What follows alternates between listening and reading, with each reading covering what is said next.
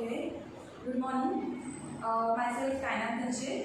हम लोग जो बात करेंगे आज वो मैथ्स के बारे में बात करेंगे। मैथ्स यूजुअली क्या होता है, अभी आज हम लोगों का तो डेमो लेक्चर है मैथ्स के बारे में। हम लोग मैथ्स का नाम सुनते तो थोड़ा सा ऐसा डर जाते कि मैथ्स बहुत डिफिकल्ट है, मेरे से नहीं हो पाएगा, मैं नहीं कर पाऊँगा या नहीं कर पाऊँगी, राइट है। सो मैथ्स उतना भी डिफिकल्ट नहीं है जितना हम लोग सोचते हैं। अगर हम लोगों को बेसिक कंसेप्ट्स अगर क्लियर है हम लोगों के, तो मैथ्स बहुत इजी है।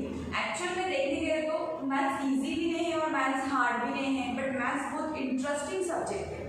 अगर हमने उसको इंटरेस्टिंगली पढ़े, उसके कंसेप्ट क्लियर किए, तो मैथ्स से ज़्यादा इंटरेस्टिंग सब्जेक्ट कोई भी नहीं लगने वाला। अब हम लोग 10th से जब 11th में आते हैं, 10th में फिर भी थोड़ा इजी होता है मैथ्स, हम लोगों को इजी लगता है। और अगर 10th का बेसिक तुम लोगों का क्लियर होगा तो 11th भी इजी जाएगा हम लोगों को, ठीक है। अब जब हम 11th साइंस में एडमिशन लेते हैं तो यूजुअली क्या करते हैं, एडमिशन लेने के बाद में हम लोग सोचते हैं सब्जेक्ट कौन से लेने, सब्जेक्ट कौन से ड्रॉप करने हैं। तो हम लोग क्या करते हैं, अगर हमको जाना है चलो हम लोग को मेडिकल लाइन में जाना है या फिर मेडिकल फील्ड में जाना है तो मैथ्स को ड्रॉप करेंगे। इंजीनियरिंग लाइन में जाना है या कुछ और करना है तो मैथ्स लेते, बायो को ड्रॉप करते। तो हमको ऐसा नहीं करना चाहिए। एक्चुअली दोनों भी सब्जेक्ट बहुत इंपॉर्टेंट रहते, तो हमको बायो अगर ले रहे तो उसके साथ मैथ्स जरूरी है, क्योंकि मैथ्स के सिवा हम लोगों का फिजिक्स भी क्लियर नहीं हो सकता और केमिस्ट्री भी नहीं हो सकता। फिजिक्स में मोस्टली मैथ्स, और जो लोग मैथ्स ड्रॉप करते हैं ना फिर उनको फिजिक्स में बहुत डिफिकल्टी होती है सॉल्यूशन में। फिर उसके बाद जो प्रॉब्लम सॉल्व करते, वैल्यूज फाइंड आउट करते, फॉर्मूलाज निकालते, डेरिवेशन डिराइव करते, ये सब में फिर हम लोगों को अगर मैथ्स नहीं रहा तो फिर मैथ्स ड्रॉप वालों को बहुत डिफिकल्टी होती है। इसलिए मैथ्स इंपॉर्टेंट है। हम ऐसा नहीं कि मतलब हार्ड है इसलिए हम लोग उसको छोड़ देंगे। मैथ्स हार्ड भी नहीं है लेकिन इतना ईजी भी नहीं है। जैसे हम लोगों को बेसिक अगर हम लोगों का क्लियर है तो हम लोगों के लिए मैथ्स बहुत ईजी जाएगा, हम लोग कर सकते हैं उसको अच्छे से सॉल्व। तो इसलिए मैथ्स की ये इम्पोर्टेंस है कि साइंस में मैथ्स ज़रूरी है। अगर मैथ्स नहीं रहेगा तो दूसरे सब्जेक्ट तुम लोगों को डिफिकल्ट जाएंगे। नाउ हम लोग आएंगे 11th 12th के इसमें। ये 11th 12th में क्या होता है, जूनियर कॉलेज में 2 टाइप की एग्जाम होती है। हम लोग की स्टेट बोर्ड की एग्जाम रहती है, जो हमारी नॉर्मल 11th 12th की हम लोग जो बोर्ड एग्जाम देते हैं वो, और दूसरी रहती है एंट्रेंस एग्जाम। अब एंट्रेंस एग्जाम कैसा, देखो यूजुअली तो एंट्रेंस एग्जाम में जो 11th 12th का टॉपिक है उसी को लेके तुम लोगों की एंट्रेंस एग्जाम होती है। बट सिर्फ इतना रहता है कि जो सिंपल क्वेश्चन रहता है उसको वो लोग थोड़ा ट्रिकी बनाते हैं। किसके अंदर, हम लोगों के एंट्रेंस में, एंट्रेंस बोले तो बहुत टाइप की है, JEE वाली है, मेंस की है, फिर उसके बाद में हम लोगों की एडवांस की JEE होती है, अलग अलग टाइप के दोनों। फिर नीट का एग्जाम है, और नीट में तो फिर मैथ्स की जरूरत नहीं पड़ती है। फिर उसके बाद में CET है, बहुत सारे एंट्रेंस आते हैं। उसके बाद तुम लोग अगर कोई कंस्ट्रक्शन केस में जा रहे तो नाटा का एग्जाम है। ऐसे बहुत सारे एंट्रेंस होते हैं, सब में मैथ्स बहुत ज़रूरी होता है। मैथ्स के सिवा तो नाटा और ये सब तो हम लोग कर ही नहीं सकते ना, JEE हो सकता है हम लोगों का। तो अभी इसमें क्या होता है, अगर सिंपल क्वेश्चन तुमको पूछा हुआ है what is the formula for sin square x plus cos square x, trigonometry का आइडेंटिटी है, सिंपल सा है, आंसर 1 आएगा उसका। ये हम लोगों को बोर्ड एग्जाम में पूछना है। एंट्रेंस में पूछेगा what is the formula cos square x। अब cos स्क्वायर x के बहुत सारे फॉर्मूले आते हैं, जब तुम आगे ट्रिग्नोमेट्री पढ़ेंगे तो तुमको समझेगा। तो ऐसे टाइप में हम लोगों को वो क्वेश्चन करते हैं, ठीक है। तो ये ट्रिकी हो गए, लेकिन हम लोगों को लगता है वो बहुत डिफिकल्ट है। तो अभी हम लोग क्या करेंगे, जब 11th स्टार्ट होगी तो हम लोग सिलेबस को कवर करते जाएंगे, उसके साथ में एंट्रेंस भी लेंगे, ताकि तुम लोगों का 12th के लिए जो बेस है 11th का वो क्लियर हो जाएगा, ठीक है। अब जैसे मैथ्स तुम लोगों को बेसिक कंसेप्ट क्या रहते हैं हम लोगों के। अब यू कैन सी, जैसे हम लोगों को यही नहीं मालूम रहता कि स्क्वायर किसको बोलते हैं, स्क्वायर रूट किसको बोलते हैं। सिंपल सी बात है, सपोज मैंने तुम लोगों को बोली 4, अब मैं तुम लोगों को बोलूँगी कि ये 4 को रूट से बाहर निकालो। तो अभी जिन लोगों को अच्छे से मैथ्स आता है ठीक है, ये तो छोटी सी बात है, लेकिन कुछ लोग वो भी कंफ्यूजन होता है कि रूट के बाहर कैसे निकालो। रूट के बाहर मतलब डायरेक्टली 4 लिख देते हैं, तो रूट के बाहर निकालना मतलब क्या रहता है हम लोगों का। जैसे अगर मैंने बोली यहाँ पे रूट 4 है, तो रूट 4 का बाहर क्या आएगा, रूट 4 मतलब किसका स्क्वायर है, 4 हमारा 2 का स्क्वायर है। तो स्क्वायर और रूट दोनों कैंसिल हो गए तो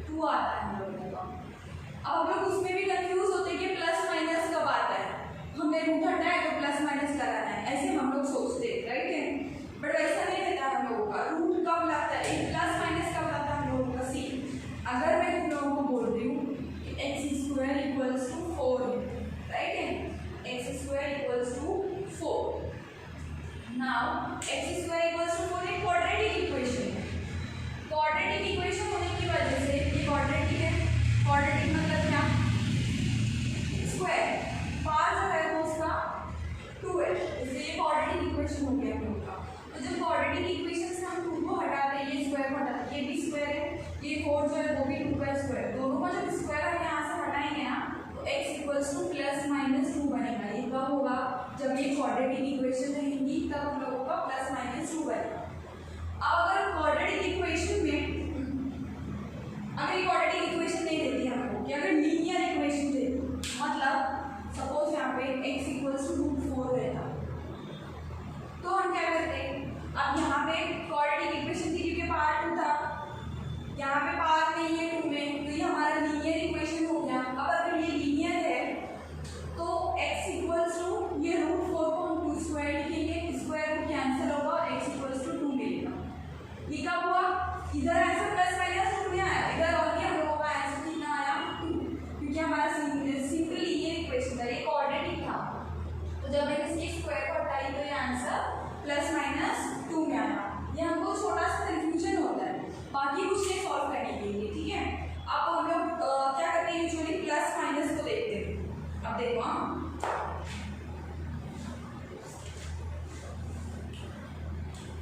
अब हम लोग नॉर्मल से ट्रिग्नोमेट्री के फॉर्मूले देते हैं, जैसे आइडेंटिटी है sin square x plus cos square x equals to 1। अब हम लोगों को अगर cos की वैल्यू मालूम करनी है तो हम लोग क्या करते हैं, cos square x equals to ये 1 एज इट इज, ये sin स्क्वायर x है, ये अगर इक्वल टू के दूसरी साइड में जाएगा तो माइनस sin स्क्वायर x बनेगा। तो अभी हमको एक फॉर्मूला दिया हुआ है, उससे 2-3 और फॉर्मूले डिराइव कैसे करते हैं, उसको कैसे अप्लाई करना है, ये हमको आना चाहिए। ये अगर ये सब बेसिक्स है, अगर ये आया तो मैथ्स आएगा हम लोगों को। सिमिलरली हम लोग इसमें कंफ्यूज होते हैं, 2 + x है equals to suppose 2x - 4, right है। अब बोले यहाँ से x की वैल्यू को फाइंड आउट करो, फिर हम कंफ्यूज होते हैं कि यहाँ पे बीच में इक्वल टू है, अभी कौन किधर जाएगा, कैसे एडिशन होगा, कैसे सब्सट्रैक्शन होगा। तो कोई भी अभी अगर मैंने यहाँ पे 2x लिखी हूँ तो x के टर्म को अलग करेंगे, ये प्लस x है, ये उधर जाएगा तो -x बनेगा, राइट है। फिर ये 2 एज इट इज, ये -4 है, इधर आके +4 बनेगा, ये इधर ही था तो इसकी एज इट इज साइन दी, इसको मैं वहाँ लिखी गई, प्लस था माइनस बना, 2 एज इट इज है, ये -4 को मैं यहाँ लेके आई तो ये +4 बना, तो ये हुआ 6 4 + 2 equals to 2x - x is x, तो x की वैल्यू आई हमारी 6। तो ये इसमें कंफ्यूजन करते हैं, प्लस माइनस की साइन में हम लोग गड़बड़ करते हैं, फिर हमारा आंसर रॉन्ग होता है। फॉर्मूला तो आता है, हमको वैल्यूज भी डालनी आती है, फिर प्लस माइनस में गड़बड़ होती है, ये बेसिक है हम लोगों का। फिर और बहुत सारी चीज़ें जो छोटी छोटी है, जो हमने 9th 10th में भी पढ़ी हुई है, वही हम लोगों को अगर अप्लाई करने में आएंगी तो हम लोग हम मैथ्स कैसे मतलब ईजी हो जाएगा हम लोगों के लिए, नहीं हो सकता। जैसे हम लोग बोलते हैं 1/x, राइट है। अब अगर मैं ये x डिनोमिनेटर में है, सपोज x स्क्वायर 1/x², ये डिनोमिनेटर में है और डिनोमिनेटर का पावर जो है वो 2 है, पॉजिटिव 2 है। अगर मैं इसको ऊपर लेके गई ना तो ये x⁻² बनेगा, इसका पावर जो पॉजिटिव था वो नेगेटिव हो जाएगा, x⁻² बनेगा। सिमिलरली अगर मेरे पास x⁻³ है तो ये 1/x⁻³ बनेगा, पॉजिटिव बनेगा, नेगेटिव नीचे जाएगा तो डिनोमिनेटर में जाएगा तो पॉजिटिव बनेगा। ये हम लोगों का सिंपल सा है, सिर्फ ये हम लोगों को अप्लाई नहीं करते आता, कब नेगेटिव होगा कब पावर पॉजिटिव होगा, ये चीज़ों में हम लोग कंफ्यूज हो जाते हैं। सिमिलरली और बहुत सारी चीज़ें जैसे प्लस माइनस है हम लोगों का, देखो अभी कैसे फ्रैक्शंस मतलब क्या हम लोगों के डिवाइड में न्यूमरेटर डिनोमिनेटर के, जिसे मैंने बोली 2/3 + 1/2, इसको सॉल्व करना है, इसका आंसर निकालना है। अब इसको सॉल्व करने के लिए हमारे पास 2 मेथड रहते हैं, एक क्रॉस मल्टीप्लाई करना है या तो डिनोमिनेटर को सेम बनाना है। मैं पहला मेथड बताती हूँ, क्रॉस मल्टीप्लाई वाला, 2 को 2 से मल्टीप्लाई, 2 × 2, बीच में एडिशन है तो प्लस ब्रैकेट बनाने के भूलने का, फिर 3 × 1 अपॉन ये हुआ कितना, अब डिनोमिनेटर को डिनोमिनेटर से मल्टीप्लाई करने का, 3 × 2 = 6, तो ये हुआ 4 + 3 अपॉन 6, 4 + 3 7, 7/6, ये हो गया हम लोगों का उसका आंसर 7/6। इजी था, ये एडिशन करने का रूल है, यहाँ पे सब्सट्रैक्शन रहा तो सब्सट्रैक्शन भी कर सकते, माइनस कर सकते तुम लोग। क्रॉस मल्टीप्लाई किया इसको इससे, एडिशन इसको इससे, डिनोमिनेटर को एक दूसरे के साथ और आंसर निकालें। अब दूसरा मेथड इसका आता और एक ये 2/3 प्लस 1/12, राइट। अब इसके डिनोमिनेटर को सेम बनाने का कैसे बनाएंगे? 3 के टेबल में 3 2 सा 6 और 2 3 सा 6, तो 3 2 सा 6। अब डिनोमिनेटर को 2 से मल्टीप्लाई किए तो न्यूमरेटर को भी 2 से मल्टीप्लाई करना पड़ेगा। खाली न्यूमरेटर या खाली डिनोमिनेटर को हम नहीं कर सकते। सिमिलरली 2 3 सा 6 1 और ये 3 यहाँ से मल्टीप्लाई किए तो यहाँ पे भी करना पड़ेगा। 2 2 सा 4 अपॉन 3 2 सा 6 प्लस 3 1 सा 3 अपॉन 3 2 सा 6। अब दोनों का डिनोमिनेटर सेम है तो उसको एक बार लिखेंगे हम लोग और ऊपर के नंबर्स की एडिशन करेंगे। तो 4 + 3 7 7/6 ये हुआ हम लोगों का आंसर, ये हुआ हम लोगों का आंसर, दोनों सेम है। तो फिर तुमको कंफ्यूजन होता है अभी इसको ऐड कैसे करने का, उसमें हम लोग जंपल होते हैं। ये बेसिक आया तो आगे का सोल्यूशन आएगा हम लोगों को। फिर बीच में अगर इसकी मल्टीप्लीकेशन है 2/3 मल्टीप्लाई 1/2, फिर अब इसमें भी क्रॉस मल्टीप्लाई करते हैं, जबकि नहीं करना रहता है। जब मल्टीप्लिकेशन बीच में रहता है तो न्यूमरेटर को न्यूमरेटर से मल्टीप्लाई, डिनोमिनेटर को डिनोमिनेटर से। यहाँ क्रॉस मल्टीप्लाई इसलिए किए क्योंकि हम लोगों के पास बीच में एडिशन था। तो 2 1 सा 2 3 2 सा 6, 2 1 सा 2 2 3 सा 6 विच इज इक्वल टू 1/3। ये हो गया हम लोगों का आंसर, है ना। फिर ये हुआ हम लोगों के फ्रैक्शंस का रूल कि उसको एडिशन सब्ट्रैक्शन मल्टीप्लिकेशन कैसे करना है। उसके बाद आता है हम लोगों को रूट के बहुत सारी चीज़ें, रूट के टर्म्स होते हैं।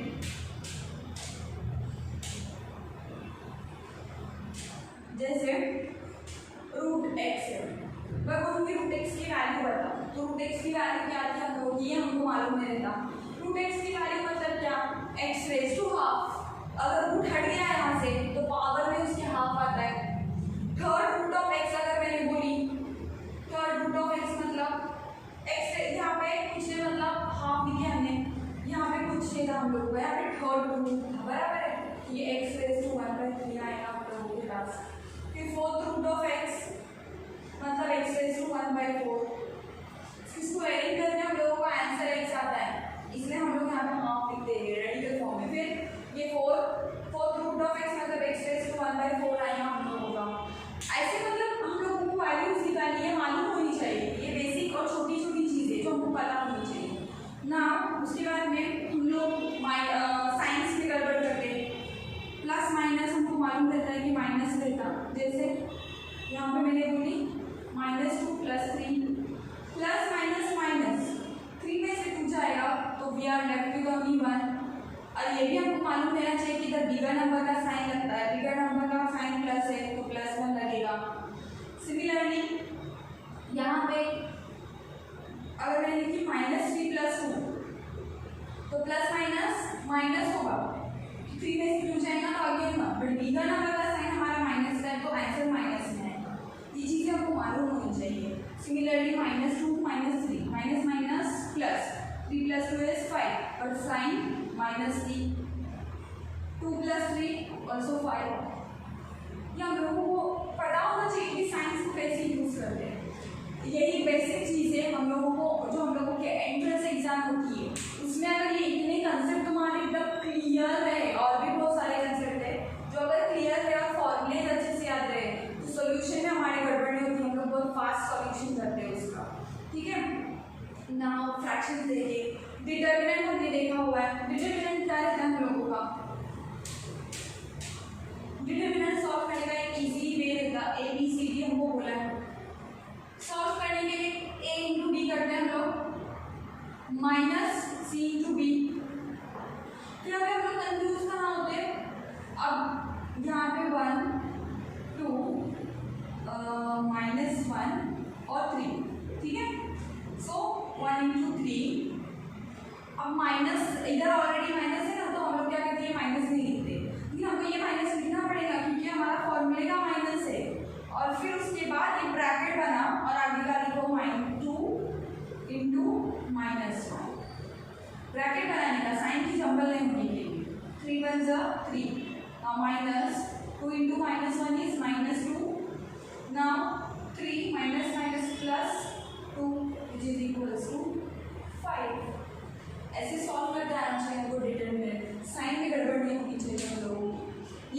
डिटर्मिनेंट। फिर हमको सेट्स के बारे में मालूम होना चाहिए, जैसे हम लोगों के नेचुरल नंबर के सेट्स है, होल नंबर के सेट्स है।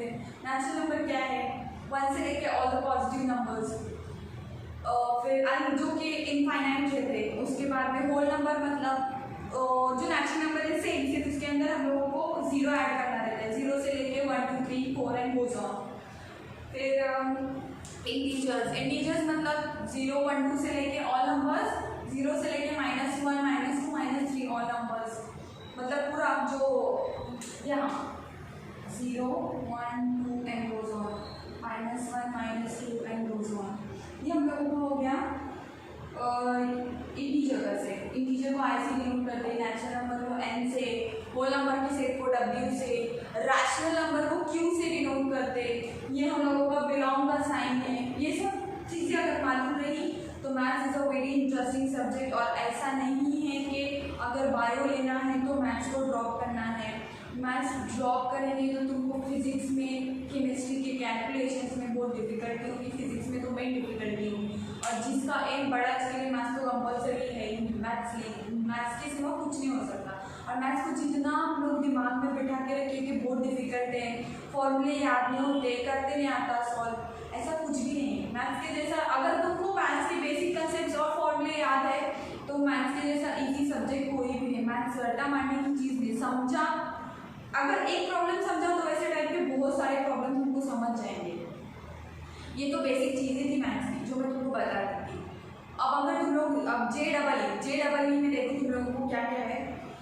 जैसे तुम लोगों के कुछ टॉपिक्स हैं जो 11 के रहेंगे और 12 के रहेंगे, दोनों मिक्स करके रहेंगे हम लोगों के। सो अभी हम लोग क्या करेंगे, उसको कंप्लीट कैसे करेंगे। मतलब अभी 11 तुम लोगों का जैसे अभी हम लोग शुरू कर देंगे, ठीक है, ऑनलाइन हो या फिर यहाँ पे हो, जैसे भी हम लोग 11 स्टार्ट कर देंगे। फिर उसके बाद क्या होगा कि तुम लोगों का पोर्शन जो है हम लोग यूजुअली दिसंबर तक मोस्टली कंप्लीट करने की कोशिश करेंगे। तो जैसे और उसके साथ साथ हम लोग दिसंबर में 11 को स्टॉप करेंगे और उसके साथ फिर हम लोग तुम्हारे एंट्रेंस की तैयारी करेंगे, क्योंकि जो 11th है वो 12 का बेस है। और ऐसा नहीं कि एंट्रेंस में जब तुमको पूछता है तो खाली 12 के बारे में ही पूछता है, तुम लोगों को पूछता है तो 11 के बारे में भी पूछता है। 11 के सब्जेक्ट्स के 11 के जो टॉपिक्स है उससे रिलेटेड। और 11 तो बेस है, छोटा चीज़ इसमें बताता है तो बड़ा 12 में बताता है। तो वो क्या करेगा, हम लोग दिसंबर में उसको कंप्लीट करेंगे और वहाँ से तुम लोगों की टेस्ट सीरीज, तुम्हारे एंट्रेंस का प्रिपरेशन, उससे रिलेटेड क्वेश्चंस वो सब स्टार्ट कर देंगे हम लोग। उसके बारे में उसके पेपर्स बनाएंगे, उसके मल्टीपल चॉइसेस क्वेश्चंस निकालेंगे। मतलब जैसे भी होगा वो 11 का पूरा जो है हम लोग सिलेबस, स्टेट बोर्ड के सिलेबस के साथ एंट्रेंस को भी कवर करेंगे 11 के। फिर मार्च में तुम लोगों का 11 जैसे ही कंप्लीट हो गया, 12th जल्दी से स्टार्ट होगा विदाउट गैप। और 12th के बोर्ड की स्टडी के साथ साथ हम लोग इसको भी कवर अप कर देंगे, एंट्रेंस एग्जाम को भी कवर अप कर देंगे, क्योंकि उसके साथ साथ करेंगे तो ही एंट्रेंस की प्रिपरेशन अच्छे से हम लोगों की हो जाएगी। और अगर 11-12 के बेसिक चीज़ें और 11-12 का पोर्शन अच्छे से तुम लोगों को समझ गया तो एंट्रेंस के लिए कुछ भी प्रॉब्लम नहीं होने वाली। और 11 के साथ अगर हम एंट्रेंस कर सकते तो 12 के साथ भी हम लोग एंट्रेंस को कवर अप कर लेंगे। तो एंट्रेंस का कोई टेंशन नहीं है, 11 और 12 के साथ साथ एंट्रेंस हमारा कवर अप हो जाएगा। और दूसरी बात, मैथ्स में जैसे क्या क्या टॉपिक्स हैं हम लोगों के, JEE के लिए मेंस जो रहती है उसकी एडवांस रहती है, CT रहता है हम लोग का, नाटक की एग्जाम इसके लिए मैट्राइसिस। अब मैट्राइसिस तो तुम लोगों को मालूम है, मैट्राइसिस में ये रहते हैं डिटर्मिनेंट सॉल्व करने रहते हैं और मैट्रिक्स को सॉल्व करना रहता है। 2 टाइप रहते हैं मैट्राइसिस में, एक रहता है डिटर्मिनेंट और एक रहता है मैट्रिक्स। मैट्रिक्स डिफरेंट टाइप का रहता है, वो जब हम लोग पढ़ेंगे ईजी है, बता देंगे। उसमें 2-3 मेथड रहते हैं, वो मेथड हो गए तो पूरा चैप्टर कंप्लीट हो गया। और डिटर्मिनेंट रहता है, डिटर्मिनेंट को तुम लोगों ने 10th में भी किया हुआ है, तुमको पता है कि ईजी रहता है। फिर मैट्राइसिस के बाद हम लोगों का आता है ट्रिग्नोमेट्रिक फंक्शंस।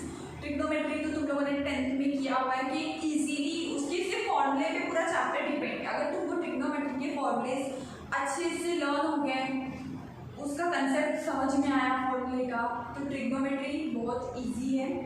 और उसी के बेस पे सारे प्रॉब्लम्स है, उसमें प्रॉब्लम्स ही देखना है और ग्राफ देखनी है बस, और कुछ और ग्राफ ज़्यादा नहीं है, 1 या 2 है। फिर उसके बाद आता है हम लोगों का ट्रिग्नोमेट्री के बाद लाइन के बारे में पढ़ना है, थोड़ा प्लेन के बारे में पढ़ना है। यूजुअली तो तुमको पार्ट 1 अभी 11th में आने के बाद मैथ्स 2 चीज़ों में डिवाइड होता है, पार्ट 1 और एक पार्ट 2। पार्ट 1 हमारा ज्योमेट्री पे डिपेंड रहता है और पार्ट 2 जो रहता है वो कैलकुलेशन बेस्ड मतलब अलजेब्रा रहता है। तो पार्ट 1 में ये चीज़ें आती हैं हम लोगों की, मैट्रिसेस, देन उसके बाद लॉजिक आएगा, और फिर उसके बाद लॉजिक के बाद हम लोगों को trigonometry, plane, line, straight line, जो तुम लोगों ने छोटी छोटी चीज़ें पढ़ी सिर्फ उसको थोड़ा सा डीप में दिया हुआ है। पार्ट 2 तो बहुत ईजी है, कॉम्प्लेक्स नंबर है। कॉम्प्लेक्स नंबर मतलब तुम लोगों ने 10th में पढ़े हुए हैं, वो बेसिक वहाँ पे पढ़े थे, यहाँ हम थोड़ा डीप में पढ़ेंगे कॉम्प्लेक्स नंबर के बारे में। फिर सीक्वेंस और सीरीज, सीक्वेंस तुम लोगों ने पढ़ी हुई है, AP, GP ये सब पढ़ा हुआ है, AP अरिथमेटिक प्रोग्रेशन उसी से रिलेटेड है, उसके अंदर सीक्वेंस पढ़ी हुई है हमने, first term, last term, TN का फॉर्मूला, सम्स, SN का फॉर्मूला, यही चीज़ें हैं। ये भी हम लोगों को एंट्रेंस में पूछी जाती है। परम्यूटेशंस और कॉम्बिनेशन से वो इसके भी क्वेश्चन आते हैं। देन सेट्स और रिलेशन, सेट्स भी तुमने 9th स्टैंडर्ड में सेट्स के बारे में पढ़ा हुआ है, होल नंबर का सेट, नेचुरल नंबर का सेट। सेट का मतलब क्या, कोई भी चीज़ का कलेक्शन, बंच ऑफ की, इसको हम सेट बोलेंगे, राइट है। तो ये सेट्स, लिमिट्स थोड़ा अलग डिफरेंट पार्ट है जो तुम लोगों ने नहीं पढ़ा हुआ है, वो हम पढ़ेंगे। Continuity, integration is the most important part of mathematics, वो तुम लोगों ने 11th 10th तक नहीं पढ़ा हुआ है, लेकिन ईजी है, बहुत ईजी है। मुझे तो लगता है मैथ्स में सबसे ईजी पार्ट है, सबसे ज़्यादा इंपॉर्टेंट पार्ट है वो, जो एंट्रेंस में भी भर भर के पूछा जाता है और बोर्ड के एग्जाम में भी भर भर के पूछा जाता है। उसमें से ज़्यादा उसके लिए वेटेज रहता है, उसके मार्क्स का, फंक्शंस, ये सब चीज़ें। तो अगर मैथ्स को तुम लोगों ने बेसिक्स को समझ लिए और दिमाग से निकाल दिए कि मैथ्स हार्ड है, तो तुम लोगों के लिए मैथ्स बहुत ईजी हो जाएगा। और यहाँ पे तुमको फुल कोऑपरेशन मिलेगा। जैसे मैथ्स तुम लोगों को ऐसा नहीं है कि चलो नया आया तो छोड़ दिए, तुम्हारा एंट्रेंस का भी अच्छे से प्रिपरेशन करा के लेंगे। फिर जो तुम लोगों के जनरल कंसेप्ट है जो तुम लोगों को क्लियर नहीं होते स्टार्टिंग में, तो वही करा के लेंगे। फिर 11th के साथ अगर एंट्रेंस हो जाएगा कवर अप, तो 12th तुम लोगों के लिए बहुत ईजी होगी और मैथ्स बहुत ईजी पड़ेगा तुम लोगों के लिए।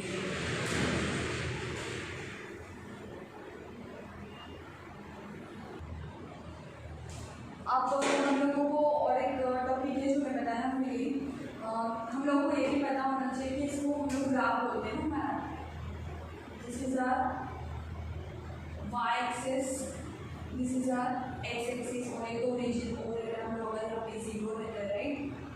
फिर यहाँ पे all the positive number 1 2 3 4 and goes on.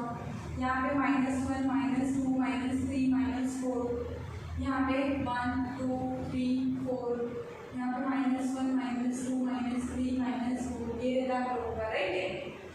अब ये मालूम होना चाहिए कि इसको हम लोग फर्स्ट क्वाड्रेंट बोलते हैं, इसको second quadrant, this is our third quadrant, this is our fourth quadrant, right है। और इतना भी मालूम है फर्स्ट क्वाड्रेंट में ऑल पॉजिटिव नंबर्स रहते हैं, सेकंड क्वाड्रेंट में x एक्सिस पे नेगेटिव, y एक्सिस पे पॉजिटिव, थर्ड क्वाड्रेंट में x axis negative, y axis all negative numbers रहते हैं, और फोर्थ क्वाड्रेंट में x पॉजिटिव और y नेगेटिव रहता है।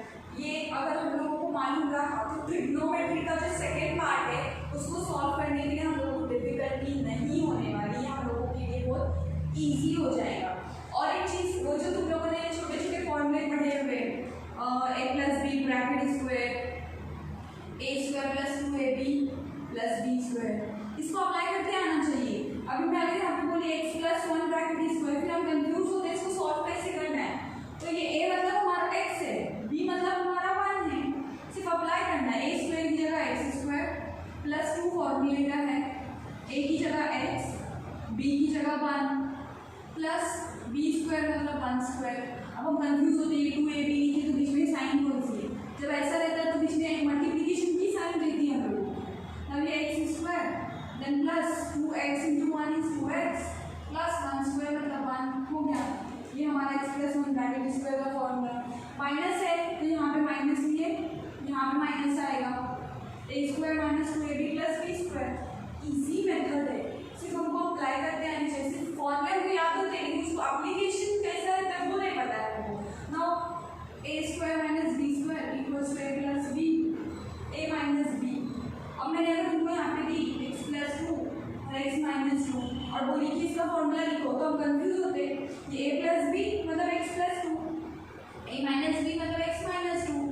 फॉर्मूला अप्लाई करना है, मतलब ये आंसर आएगा ए स्क्वायर, ए मतलब एक्स है हमारा, तो एक्स स्क्वायर प्लस माइनस, तो यहाँ पे फॉर्मूले का माइनस है ना, बी स्क्वायर मतलब 2 का स्क्वायर हो गया हमारा फॉर्मूला, मतलब ये बनेगा एक्स स्क्वायर माइनस 2 का स्क्वायर मतलब 4। इजी वे है, सिर्फ फॉर्मूले याद होने से कुछ नहीं होता, फॉर्मूले तो रट्टा मार के भी कर लेते, लेकिन उसको अप्लाई करते आना चाहिए। अगर एप्लीकेशन अच्छे से आया तो वैसे इजी हो जाएगा तुम लोगों के लिए और भी।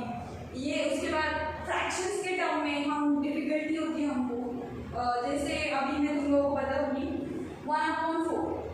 1/4 का मतलब क्या रहता है हम लोगों का, ये फ्रैक्शन है मेरा।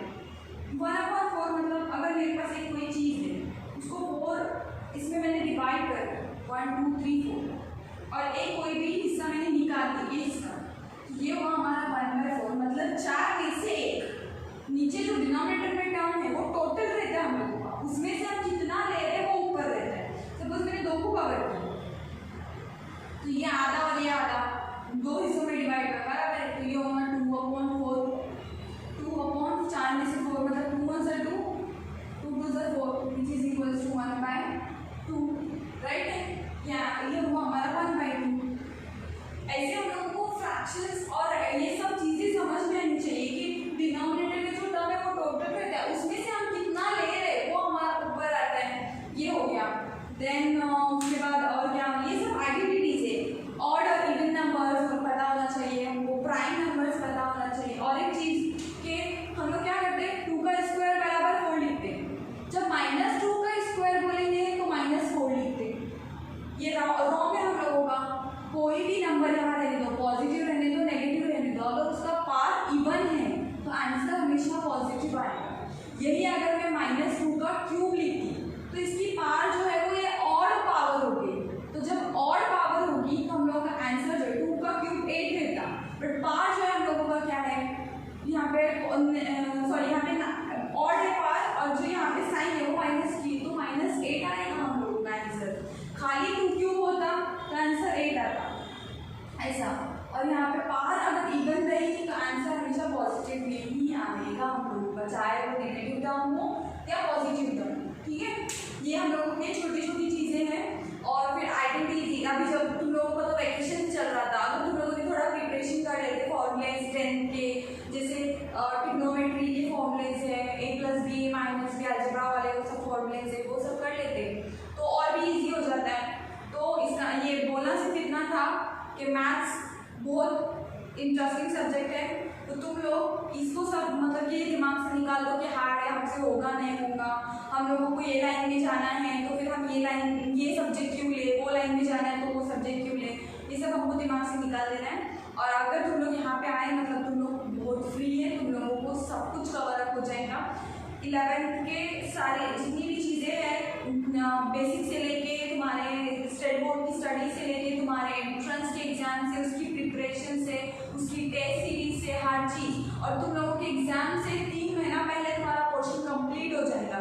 इवन 12th का भी तुम लोगों का एग्जाम के बहुत पहले, जैसे अगर तुम्हारी 12th की एग्जाम अगर फेब में आती है, अभी तो जो हम लोगों का पैंडेमिक चल रहा है उसके हिसाब से तो पता नहीं, बट अगर एग्जाम फेब में आती है तो पोर्शन अक्टूबर और नवंबर में कंप्लीट किया जाता है हम लोगों का। उसके बाद सिर्फ हम लोग टेस्ट सीरीज उसका रिवीजन यही करते हैं, तो ज़्यादा सोचना नहीं हम लोगों को, मैथ्स ईजी है। और यहाँ पे भी क्लासेस भी बहुत अच्छे, टीचर्स भी अच्छे प्रोवाइड किए जाते हैं। That's it, and for today's lecture. Thank you.